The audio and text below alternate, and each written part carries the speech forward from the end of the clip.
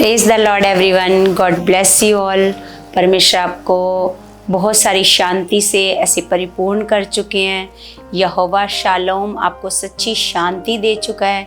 आपके घर में बहुत सारी बरकतें आ चुकी हैं और आपके बच्चे आपके आज्ञाकार बन चुके हैं। ये मेरे परमेश्वर से प्रार्थना है कि परमेश्वर ने इस प्रार्थना को क्या कर दिया है, पूरा कर दिया है। तो कलीसिया, हम अपने परमेश्वर का धन्यवाद करते हैं जो लगातार क्या करता है, परमेश्वर आगे बढ़ाता है और परमेश्वर अपने ज्ञान से, बुद्धि से परमेश्वर में क्या करता है, परिपूर्ण करता है।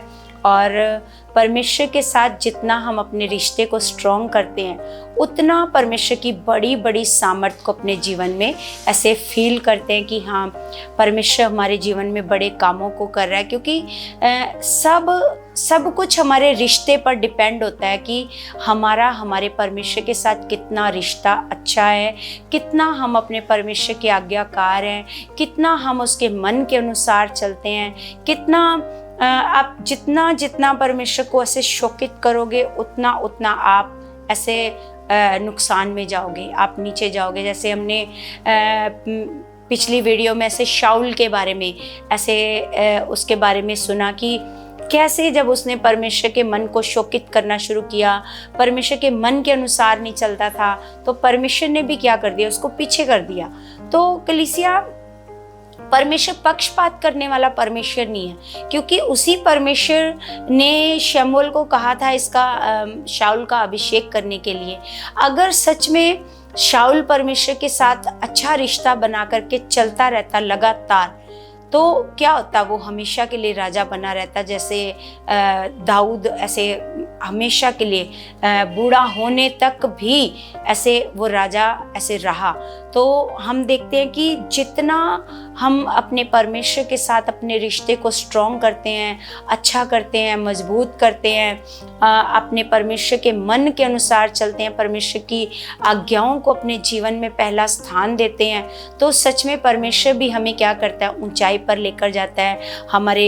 हमारे साथ खड़ा रहकर हर लड़ाई को जितवाता है ना। हम किसी भी लड़ाई को फिर हारते नहीं है, जैसे दाऊद नहीं हारा ऐसे, सच में। क्योंकि हर दिन प्रतिदिन हमारा युद्ध चलता है दुष्ट के साथ, है ना। हर दिन युद्ध है। तो अगर सच में जो कोई हर युद्ध को जीतना चाहता है, तो उसको क्या करना पड़ेगा, दाऊद की तरह अपने रिश्ते को अपने परमेश्वर के साथ क्या करना पड़ेगा, इसे मजबूत करना पड़ेगा। तो कलीसिया, आज हम देखते हैं 17 अध्याय में कि फिर ऐसे देखते हैं कि जब क्या हुआ, ऐसे शाऊल और उसकी सेना से क्या करने आया, गोलियत। ऐसे मतलब हम ऐसे पढ़ करके देखते हैं 17 अध्याय। फिलिस्ती जब युद्ध करने के लिए आए, तो उसमें एक वीर योद्धा था जिसका नाम था गोलियत। तो हम पढ़ते हैं 17, लिखा, अब फिलिस्तियों ने युद्ध के लिए अपनी सेना को इकट्ठा किया और यहूदा देश के सोको में एक साथ होकर सोको और अजेका के बीच, लिखा, अबेस सदीम में डेरे डाले। शाऊल और इजरायली पुरुषों ने भी इकट्ठे होकर एला नामक तराई में डेरे डाले और युद्ध के लिए फिलिस्तियों के विरुद्ध पांति बांधी, है ना। तो हम देखते हैं कि शाऊल तो अभी भी राजा है ना, राजा तो है, लेकिन अब क्या हुआ, जब फिलिस्ती युद्ध करने के लिए आए, तो इजरायली लोग भी क्या हुए, इकट्ठे हुए युद्ध करने के लिए। तो आगे लिखा है, फिलिस्ती तो एक ओर के पहाड़ पर और इजरायली दूसरी ओर के पहाड़ पर खड़े रहे और दोनों के बीच तराई थी। तब फिलिस्तियों की छावनी में से गोलियत नामक एक वीर निकला जो गत नगर का था और उसकी लंबाई 6 हाथ 1 बित्ता, है ना। मतलब जैसे हम अपने हाथ से ऐसे नापें तो 6 हाथ और 1 ऐसे बित्ता, इतनी उस गोलियत की क्या थी, लंबाई, लिखा। और उसके सिर पर पीतल का टोप था और वह एक पत्थर का झिलम पहने हुए था जिसका तौल 5000 शेकेल पीतल का था।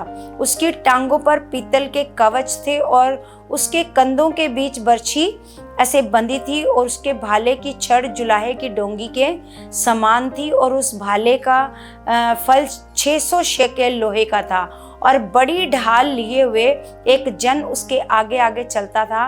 वह खड़ा होकर इजरायली पांतियों को ललकार के बोला, तुमने यहाँ आकर लड़ाई के लिए क्यों पांति बांधी? क्या मैं फिलिस्ती नहीं हूँ और तुम शाऊल के अधीन नहीं हो? अपने में से एक पुरुष चुनो कि वह मेरे पास उतर आए। यदि वह मुझसे लड़कर मुझे मार सके तब तो हम तुम्हारे अधीन हो जाएंगे, परंतु यदि मैं उस पर प्रबल होकर मारूं तो तुमको हमारे अधीन होकर हमारी सेवा करनी पड़ेगी। फिर वह फिलिस्ती बोला, मैं आज के दिन इजरायली पांतियों को ललकारता हूं कि किसी पुरुष को मेरे पास भेजो कि हम एक दूसरे से लड़ें। उस फिलिस्ती की इन बातों को सुनकर शाऊल और समस्त इजरायलियों का मन कच्चा हो गया और वे अत्यंत डर गए। तो हम देखते हैं कलीसिया कि जब मतलब शमूएल परमेश्वर के साथ अच्छे मन से चल रहा था, उसका अच्छा रिश्ता था, तो उसने पहले भी फिलिस्तियों के साथ युद्ध करके युद्ध को क्या किया था, ऐसे जीत लिया था। तो हम देखते हैं कि शाऊल ने ऐसे युद्ध जीते थे, लेकिन अब क्या हुआ, अब मतलब परमेश्वर के साथ उसका कोई संबंध नहीं है, कोई आज्ञाकारिता नहीं है। जब आज्ञाकारिता नहीं है तो हालात को देखकर अब शाऊल क्या कर रहा है, डर रहा है। तो इसी प्रकार कलीसिया जब जो लोग परमेश्वर के साथ अच्छा रिश्ता नहीं बनाते हैं, तो जैसे ही इन्होंने ये गोलियत को देख करके डर रहे हैं, उसी प्रकार जो विश्वासी लोग हैं तो वो भी हालात को देखकर क्या करने लग जाते हैं, अत्यंत ऐसे डर जाते हैं, बहुत ऐसे घबरा जाते हैं। क्यों? क्योंकि उनको ऐसे विश्वास नहीं है कि हमारे साथ हमारा परमेश्वर है, हमें युद्ध को जितवाने के लिए वो हमारे साथ खड़ा है। तो हम आगे देखते हैं कि यहाँ पर दाऊद को उसके पिता ने क्या किया, उसके पिता ने बोला कि मतलब जो तेरे भाई हैं, जो उसके 3 भाई थे, वो शाऊल की सेना में ऐसे भर्ती थे, है ना, और वो भी ऐसे युद्ध में ऐसे खड़े हुए थे। तो ऐसे यिशै ने कहा ऐसे दाऊद को कि जाकर उनको क्या दिया, ऐसे खाना देकर किया, क्योंकि वो बहुत दिनों से ऐसे युद्ध के मैदान में है। तो जब वो खाना देने के लिए जाता है कलीसिया, तो हम देखते हैं कि वो दाऊद ऐसे देखता है कि वो क्या कर रहा है, मतलब इजराइलियों को क्या कर रहा है, ऐसे ललकार रहा है।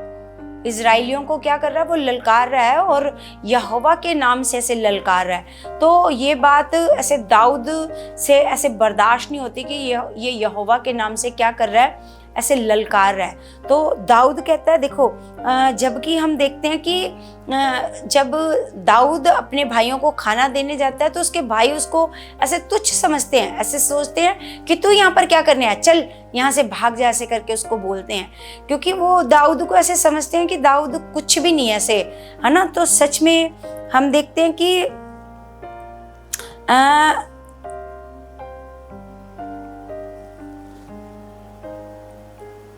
24 में अगर हम देखते हैं तो उस पुरुष को देखकर सब इजरायली अत्यंत भय खाकर उसके सामने से भागे। फिर इजरायली पुरुष कहने लगे, क्या तुमने उस पुरुष को देखा है जो चढ़ा आ रहा है?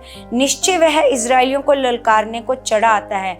जो कोई उसे मार डालेगा उसको राजा बहुत धन देगा और अपनी बेटी का विवाह उससे कर देगा और उसके पिता के घराने को इजराइल में स्वतंत्र कर देगा। तब दाऊद ने उन पुरुषों से जो उसके आसपास खड़े थे पूछा, जो उस फिलिस्ती को मार के इजराइलियों की नाम धराई दूर करेगा उसके लिए क्या किया जाएगा? वह खतना रही फिलिस्ती क्या है कि जीवित परमेश्वर की सेना को ललकारे, है ना। तो ऐसे दाऊद लिखा है, जब दाऊद उन मनुष्यों से बातें कर रहा था तब उसका बड़ा भाई एलियाब सुन रहा था और एलियाब दाऊद से बहुत क्रोधित होकर कहने लगा, तू यहाँ क्यों आया है और जंगल में उन थोड़ी सी भेड़ बकरियों को तू किसके पास छोड़ आया है? तेरा अभिमान और तेरे मन की बुराई मुझे मालूम है, तू तो लड़ाई देखने के लिए यहाँ आया है। दाऊद ने कहा, अब मैंने क्या किया? वह तो निरी बात थी। तब उसने उसके पास से मुंह फेर के दूसरे के सम्मुख होकर वैसी ही बात कही और लोगों ने उसे पहले के समान उत्तर दिया। जब दाऊद की बातों की चर्चा हुई तब शाऊल को भी सुनाई गई। उसने उसे बुलवा भेजा। तब दाऊद ने शाऊल से कहा, किसी मनुष्य का मन उसके कारण कच्चा ना हो, तेरा दास जाकर उस फिलिस्ती से लड़ेगा। शाऊल ने दाऊद से कहा, तू जाकर उस फिलिस्ती के विरुद्ध युद्ध नहीं कर सकता, क्योंकि तू तो लड़का ही है और वह लड़कपन ही से योद्धा है। तो जब ऐसे दाऊद ने सबसे ऐसे बातें करी तो दाऊद की ये बात शाऊल तक पहुंची, तो दाऊद ने ऐसे शाऊल को कहा कि तेरा दास जाकर क्या करेगा, तेरा मन कच्चा ना हो, तेरा दास जाकर उस फिलिस्ती से क्या करेगा, लड़ाई करेगा। तो शाऊल जैसे वो खुद डर रहा है, वो दाऊद को भी ऐसे डरा रहा है कि तू नहीं लड़ सकता उससे, क्योंकि तू तो अभी बच्चा है। और वो जब छोटा सा बच्चा ही था तब से ही क्या है, वो वीर योद्धा है। और लिखा है दाऊद ने शाऊल से कहा, तेरा दास अपने पिता की भेड़ बकरियां चराता था, और जब कोई सिंह या भालू झुंड में से मेमना उठा ले जाता तब मैं उसका पीछा करके उसे मारता और मेमने को उसके मुंह से छुड़ा लेता, और जब वह मुझ पर हमला करता तब मैं उसके केश को पकड़कर उसे मार डालता था। तेरे दास ने सिंह और भालू दोनों को मारा है, और वह खतना रहित फिलिस्ती उसके समान हो जाएगा, क्योंकि उसने जीवित परमेश्वर की सेना को ललकारा है। तो दाऊद का जो रिश्ता है परमेश्वर के साथ वो बड़ा स्ट्रॉन्ग है। तो उसको पता है जिसका रिश्ता परमेश्वर के साथ बड़ा स्ट्रॉन्ग होता है तो उसके अंदर डर काम नहीं करता, उसके अंदर एक दलेरी काम करती है। तो बेशक वो मतलब इजरायली सेना सारी देख करके उस गोलियत को घबरा रही है, डर रही है, लेकिन दाऊद के मन में उसको देख करके डर नहीं आ रहा, बल्कि उसके अंदर एक क्रोध आ रहा है कि ये जीवित परमेश्वर को क्या कर रहा है, ललकार रहा है। तो आगे वो ऐसे अपनी बातें बताता है कि जब तेरा दास भेड़ बकरियां चराता तो कोई मेमना ऐसे भेड़ का या बकरी का मेमना ऐसे भालू उठा कर ले जाता था, तो तेरा दास क्या करता था, उसका पीछा करता था और उसको क्या करता था, उसके मुंह को फाड़ करके उसके मुंह से ऐसे मेमने को निकाल लाता था और उसको क्या कर देता था, मार देता था। और कहता है ये खतना रहित फिलिस्ती, क्योंकि यहूदी लोग हैं तो ये खतना वाले लोग हैं, तो कहता है ये खतना रहित फिलिस्ती उसी भालू के समान हो जाएगा। से विश्वास से वो क्या कर रहा है, अंगीकार कर रहा है। हम देखते हैं दाऊद के जीवन से कि मतलब जिनका भी रिश्ता खुदा से मजबूत होता है वो अपने मुंह से ऐसे पॉजिटिव अंगीकार को करते हैं और कहते हैं यस ऐसा हो जाएगा, मेरा विश्वास है। तो आगे देखो क्या हुआ। फिर दाऊद ने कहा, यहोवा जिसने मुझे सिंह और भालू दोनों के पंजे से बचाया वह मुझे उस फिलिस्ती के हाथ से भी बचाएगा। शाऊल ने दाऊद से कहा, जा यहोवा तेरे साथ रहे। तब शाऊल ने अपने वस्त्र दाऊद को पहनाए और पीतल का टोप उसके सिर पर रख दिया और झिलम उसको पहनाया। तब दाऊद ने उसकी तलवार वस्त्र के ऊपर कसी और चलने का यत्न किया। उसने तो उनको ना परखा था, मतलब आज तक तो उसने कभी पहना ही नहीं था इन सारी चीजों को। तो लिखा है इसलिए दाऊद ने शाऊल से कहा, इन्हें पहने हुए मुझसे चला नहीं जाता, क्योंकि मैंने इन्हें नहीं परखा है। और दाऊद ने उन्हें उतार दिया। तब उसने अपनी लाठी हाथ में ली और नाले में से 5 चिकने पत्थर छांट कर अपनी चरवाही की थैली अर्थात अपने झोले में रखे और अपना गोफन हाथ में लेकर फिलिस्ती के निकट गया। तो ऐसे मतलब जो चीजें तलवार है जिससे युद्ध करना है, तो वो सब कुछ भी दाऊद ने ऐसे नहीं लिया। वो क्या कर रहा है, जैसे वो भेड़ बकरी चराने जाता है नॉर्मल तरीके से, उसने क्या किया, 5 पत्थर छांटे और गोफन ली और थैली में 5 ऐसे पत्थर रख लिए। तो आगे हम देखते हैं कि फिलिस्ती चलते चलते दाऊद के निकट पहुंचने लगा और जो जन उसकी बड़ी ढाल लिए था वह उसके आगे आगे चला। जब फिलिस्ती ने दृष्टि करके दाऊद को देखा तब उसे तुच्छ जाना, क्योंकि वह लड़का ही था और उसके मुख पर लाली झलकती थी और वह सुंदर था। तब फिलिस्ती ने दाऊद से कहा, क्या मैं कुत्ता हूं कि तू लाठी लेकर मेरे पास आता है ना। तो मतलब फिलिस्ती अपने आप को समझ रहा है कि वो तो वीर योद्धा है और ये क्या लेकर के आ रहा है, ये लाठी लेकर के। वो ऐसे कहता है कि मैं क्या कुत्ता हूं, तो कुत्ते को मारने थोड़ी आया है कि तू लाठी लेकर आया है ना। लिखा है तब फिलिस्ती अपने देवताओं के नाम लेकर दाऊद को कोसने लगा। फिर फिलिस्ती ने दाऊद से कहा, मेरे पास आ, मैं तेरे मांस आकाश के पक्षियों और वन पशुओं को दे दूंगा। दाऊद ने फिलिस्ती से कहा, तू तो तलवार और भाला और सांग लिए हुए मेरे पास आता है, परंतु मैं सेनाओं के यहोवा के नाम से तेरे पास आता हूँ। है ना। वो कहता है तू तो तलवार भाला, तेरा विश्वास तो तलवार और भाले के ऊपर है, लेकिन मेरा भरोसा किसके ऊपर है? मैं सेनाओं के यहोवा के नाम से, लिखा है, तेरे पास आता हूं। तो लिखा है जो इजरायली सेना का परमेश्वर है उसी को तूने ललकारा है। आज के दिन यहोवा तुझको मेरे हाथ में कर देगा और मैं तुझको मारूंगा और तेरा सिर तेरे धड़ से अलग करूंगा। और मैं आज के दिन पलिश्ती सेना के शव आकाश के पक्षियों और पृथ्वी के जीव जंतुओं को दे दूंगा। तब समस्त पृथ्वी के लोग जान लेंगे कि इजराइल में एक परमेश्वर है। मतलब दाऊद अंगीकार कर रहा है, अपने मुंह से विश्वास की बातें बोल रहा है। उसको विश्वास है कि ऐसा, क्योंकि मेरे साथ मेरा परमेश्वर खड़ा है और वो ऐसा अवश्य ऐसा करेगा। वो कहता फिलिस्तियों के शव मैं क्या करूंगा, वन पशुओं को ऐसे दे दूंगा।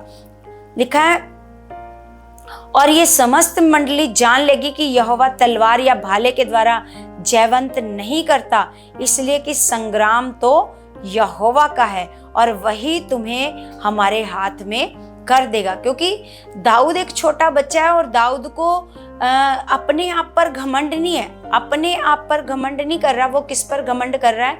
वो अपने परमेश्वर पर घमंड कर रहा है। वो किसका नाम बार बार ले रहा है कि मेरा परमेश्वर मुझे इस युद्ध को क्या करेगा, मुझे जितवाएगा, वो मेरे साथ खड़ा है। क्योंकि संग्राम किसका है, युद्ध किसका है, लड़ाई किसकी है, परमेश्वर की है ना। तो लिखा है जब फिलिस्ती उठकर दाऊद का सामना करने के लिए निकट आया, तब दाऊद सेना की ओर फिलिस्ती का सामना करने के लिए फुर्ती से दौड़ा। फिर दाऊद ने अपनी थैली में हाथ डालकर उसमें से एक पत्थर निकाला और उसे गोफन में रखकर फिलिस्ती के माथे पर ऐसा मारा कि पत्थर उसके माथे के भीतर घुस गया और वह भूमि पर मुंह के बल गिर पड़ा। तो सिर्फ एक ही पत्थर दाऊद ने मारा कलीसिया। तो हम देखते हैं कि मतलब जिसके साथ परमेश्वर खड़ा है ना, तो ऐसा नहीं है उसको बहुत सारे हथियारों की जरूरत है ना। उसको सिर्फ किस चीज की जरूरत है, विश्वास की जरूरत है ना। तो उसने एक ही अपना पत्थर निकाला और लिखा है कि पत्थर को ऐसे एक ही पत्थर मारा और उसके माथे के भीतर वो पत्थर क्या हो गया, घुस गया। यूं दाऊद ने फिलिस्ती पर गोफन और एक ही पत्थर के द्वारा प्रबल होकर उसे मार डाला। एक ही पत्थर के द्वारा उसे क्या कर दिया, उस फिलिस्ती को क्या कर दिया, मार दिया। लिखा परंतु दाऊद के हाथ में तलवार ना थी। तब दाऊद दौड़कर फिलिस्ती के ऊपर खड़ा हो गया और उसकी तलवार पकड़कर म्यान से खींची और उसको घात किया और उसका सिर उसी तलवार से काट डाला। ये देखकर कि हमारा वीर मर गया, फिलिस्ती भाग गए। इस पर इजरायली और यहूदी पुरुष ललकार उठे और गत और एक्रोन के फाटकों तक फिलिस्तियों का पीछा करते गए और घायल फिलिस्ती शरैम के मार्ग में और गत और एक्रोन तक गिरते गए। तब इजरायली फिलिस्तियों का पीछा छोड़कर लौट आए और उनके डेरों को लूट लिया और दाऊद फिलिस्ती का सिर यरूशलेम में ले गया और उसके हथियार अपने डेरे में रख लिए, है ना। तो हम देखते हैं कलीसिया कि मतलब जिस मतलब गोलियत से क्या कर रहा, पूरी इजरायली सेना डर रही है ना। और शाऊल है ना, जो राजा है, इजराइल का राजा है, जो राजा इजराइलियों ने मांगा था कि हमें एक राजा चाहिए युद्ध करने के लिए, जैसे दूसरे राजा अपनी प्रजा के लिए युद्ध करते हैं, ऐसे हमें भी क्या चाहिए, ऐसे राजा चाहिए। तो वही राजा क्या कर रहा है, अब युद्ध में उससे लड़ा नहीं जा रहा, वो डर के भाग रहा है। तो एक छोटा सा बच्चा जिसको ऐसे परमेश्वर ने ऐसे चुना, तो उसके द्वारा परमेश्वर ने क्या किया, उस गोलियत को ऐसे मार दिया। क्योंकि दाऊद के साथ कौन खड़ा है, दाऊद के साथ उसका परमेश्वर है। उसका भरोसा कौन है, दाऊद का भरोसा कौन है, उसका भरोसा अपने परमेश्वर पर है। तो ऐसे ही कलीसिया चाहे कितना भी हालात, जैसे हमें गोलियत के जैसे हालात दिखे, बड़ा हालात दिखे जिसको देखकर सारे लोग डरते हों, लेकिन अगर हमारा रिश्ता हमारे परमेश्वर से क्या है, मजबूत है, तो हम उसको देखकर जरा सा भी नहीं डरेंगे। हम बोलेंगे ये तो अभी क्या हो जाएगा, यीशु मसीह के नाम से ये अभी क्या हो जाएगा, खत्म हो जाएगा, है ना। क्योंकि हमें पता है कि ये हमारे परमेश्वर के सामने टिक नहीं सकता। जैसे गोलियत ने टिक पाया, तो ऐसे ही हालात चाहे कितना भी बड़ा क्यों ना हो, ऐसे ही विश्वास करने वालों के सामने इतना बड़ा हालात भी वो टिक नहीं सकता। एक ही यीशु मसीह के नाम से अगर हम विश्वास से उस हालात को कहेंगे तो वो हालात क्या हो जाएगा, ऐसे उखड़ जाएगा, है ना। तो कलीसिया कभी भी ऐसे अपने हालात को देखकर घबराना नहीं, बस क्या करना है, अपने रिश्ते को अपने परमेश्वर के साथ स्ट्रॉन्ग करना है, मजबूत करना है, लगातार अपने परमेश्वर की आज्ञाओं में बढ़ते जाना है। फिर कलीसिया सच में ऐसा होएगा कि आप कोई भी युद्ध को आप हारोगे नहीं, हमेशा आपको परमेश्वर क्या करेगा, हर युद्ध को क्या करेगा, ऐसे जितवाएगा। तो जब शाऊल के मरने के बाद परमेश्वर ने दाऊद को राजगद्दी पर बैठाया, तो हम देखते हैं कि जब भी किसी राजा से युद्ध करना होता था तो परमेश्वर क्या करता था, परमेश्वर पहले से दाऊद को क्या बताता था, योजना बताता था कि ये राजा तेरे ऊपर कैसे चढ़ाई करने आ रहा है और तूने उसको कैसे हराना है, तूने कौन सी दिशा से जाकर युद्ध करना है, तूने कैसे जाना है युद्ध करने, है ना, तूने पहाड़ पर युद्ध करना है या मैदान पर युद्ध करना है। हर एक योजना को परमेश्वर क्या करता था, दाऊद से बात करता था, क्योंकि दाऊद भी हर दिन परमेश्वर से क्या करता था, बात करता था। जब हमारी आदत बन जाएगी कलीसिया हर दिन अपने परमेश्वर से बात करने की, तो हम कभी भी अपने जीवन में ऐसे हार का सामना नहीं करेंगे। हमेशा अपने हर एक मतलब काम में ऐसे जीत को हासिल करेंगे। हमें हमारा परमेश्वर ऊंचाई पर लेकर के जाएगा, है ना। तो सच में कलीसिया जैसे जो संबंध दाऊद का परमेश्वर के साथ था, जो प्रीति परमेश्वर के साथ ही दाऊद की, तो ऐसे ही हमें भी क्या करना है, अपने रिश्ते को, अपनी प्रीति को अपने परमेश्वर के साथ क्या करना है, से स्ट्रॉन्ग बना करके रखना है। तो सच में मेरा भरोसा है कलीसिया कि सच में हम दाऊद के जीवन से बहुत कुछ सीखते हैं। बेशक हम देखते हैं कि दाऊद ने क्या किया, ऐसे बीच में जाकर के ऐसे पाप किया, व्यभिचार किया, लेकिन व्यभिचार करने के बाद वो बहुत ऐसे पछताया, बहुत ऐसे मतलब रोता था कि परमेश्वर अपना आत्मा मुझसे मत छीनना, क्योंकि उसको पता था अगर परमेश्वर के साथ मेरा रिश्ता ही ऐसे नहीं रहेगा, संबंध ही नहीं रहेगा, तो इसीलिए वो रोता था कि परमेश्वर कुछ भी हो जाए, सब कुछ छीन ले मेरे से, लेकिन परमेश्वर अपना आत्मा मत छीनना मेरे से। तो सच में मतलब वो इतना पछताया कि परमेश्वर ने क्या किया, उसको फिर उसके गुनाह से ऐसे क्षमा कर दिया। तो सच में कलीसिया हम देखते हैं कि परमेश्वर के साथ अपने एक रिश्ते को बनाना हमारे लिए कितना ज़्यादा ऐसे फ़ायदेमंद है। हम कितना ऐसे बढ़ते हैं अपने आत्मिक जीवन में, अपने उन्नति को करते हैं अपने जीवन में, हम आगे बढ़ते जाते हैं, हमारी शर्मिंदगियाँ ख़त्म करता है हमारा परमेश्वर, हमारे सिरों को ऊंचा करता है हमारा परमेश्वर, हमें ऐसे इज्जत दिलवाता है। हर जगह पर परमेश्वर हमें क्या करता है, इज्जत दिलवाता है। तो कलीसिया मैं आपसे ऐसे निवेदन करती हूँ कि आप भी अपने रिश्ते को लगातार अपने पिता के साथ क्या रखें, मजबूत रखें, और परमेश्वर की इच्छाएं, परमेश्वर की आज्ञाओं को अपने मन में रखें और उसके अनुसार चलें। तो मेरा भरोसा है परमेश्वर आपको भी बहुत ऐसे ऊंचाई पर लेकर के जाएगा और आप किसी भी लड़ाई को हारोगे नहीं, हर लड़ाई को क्या करोगे, ऐसे आप जीतोगे यीशु मसीह के नाम से। तो कलीसिया मेरा भरोसा है आज का ये जो वचन है आपके जीवन में बड़ा आशीष का कारण बन चुका है और आपके रिश्ते को मजबूत करने का कारण बन चुका है, और मतलब एक आपके मन में ऐसे बड़ी सारी चाहत आ चुकी है कि हाँ, मुझे भी अपने रिश्ते को अपने पिता के साथ क्या करना है, बहुत मजबूत करना है। तो कलीसिया सच में ये वचन आपके जीवन में बहुत बड़ी सामर्थ्य से काम कर चुका है यीशु मसीह के नाम से।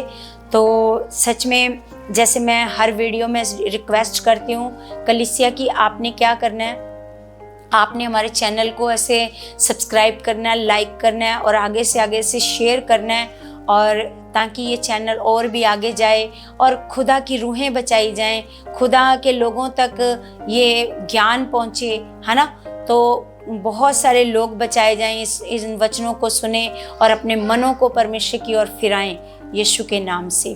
तो कलीसिया हम प्रार्थना करते हैं, सब अपने मनों को परमेश्वर में लगाते हैं। स्वर्गीय जिंदा परमेश्वर, जलाली खुदा, जीवित परमेश्वर, आप हमारे बीच में मौजूद हो मेरे जिंदा खुदा। आप ताकत के परमेश्वर हो खुदा, मैं आपका धन्यवाद करती हूँ पिता परमेश्वर। सच में मेरे खुदावन, तेरे बच्चों को परमेश्वर जी, जिनके मन आपके प्रति बड़े कठोर हो चुके हैं पिता, जिनका रिश्ता आपके साथ स्ट्रॉन्ग नहीं है पिता परमेश्वर, बहुत अच्छा रिश्ता नहीं है मेरे खुदावन, वो आपके पास आते तो हैं लेकिन परमेश्वर केवल आपसे कुछ मांगने के लिए, केवल मतलब से आपके पास आते हैं खुदावन परमेश्वर। मैं ऐसे जनों के लिए दुआ करती हूँ, प्रार्थना करती हूँ मेरे खुदावन कि परमेश्वर आप उनके मनों को बदल चुके हो खुदावन, वो आपके रिश्ते को परमेश्वर, आपके साथ अपने रिश्ते को मजबूत कर चुके हैं परमेश्वर। सच में खुदावन, तेरे बच्चों का रिश्ता आपके साथ और गहरा और मजबूत हो चुका, आपकी आज्ञाओं पर चलने वाले बन चुके हैं मेरे खुदावन। तेरी सामर्थ, तेरी ग्रेस परमेश्वर इन पर काम कर चुकी है खुदावन। सच में परमेश्वर, मेरा भरोसा है खुदावन, ये और ऊंचे किए जाए मेरे परमेश्वर, आत्मा में परमेश्वर ये और बढ़ते जाए मेरे स्वर्गीय पिता परमेश्वर। मैं इन सब बच्चों के लिए दुआ करती हूँ, प्रार्थना करती हूँ खुदावन, और मेरा भरोसा है परमेश्वर, मेरी प्रार्थना तेरे बच्चों के जीवन में कार्य कर चुकी है, यीशु मसीह के नाम से। आमीन आमीन। सबको जय मसीह की।